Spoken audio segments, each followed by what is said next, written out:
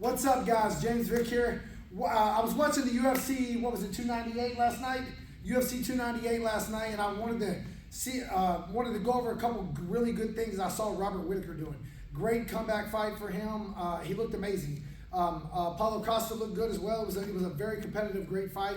So this is some of the stuff I saw that he was doing. It was really good.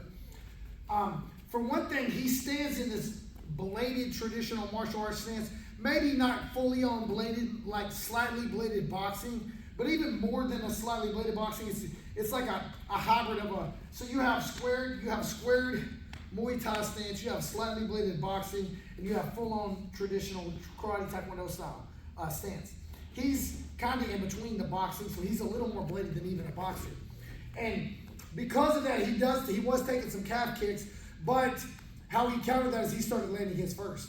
So he was landing more calf kicks. The calf kick game is basically, from my experience, is whoever gets off first and lands 4 or 5 of them is going to have an edge with that weapon, because the damage becomes so quick after you take a few of them that it changes the dynamic of the fight to a degree. If you noticed last night, a bunch of people kept getting hurt with calf kicks. But back to the fight, right?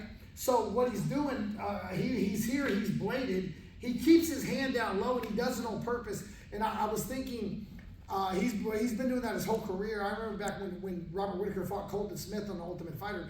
He kept his hand low. He does that oftentimes to shoot, to stop the shot, to get underhooks if he needs to, right?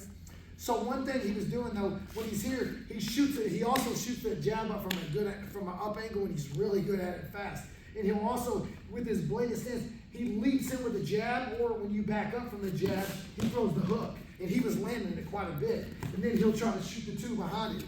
Basic stuff, a 1-3-2, as basic as it gets. But he's so fast and athletic with it and knows how to read the distance. Another good thing that he was doing that was really good is when Paulo Costa would jab back, first of all, he was lighting him up with so many jabs.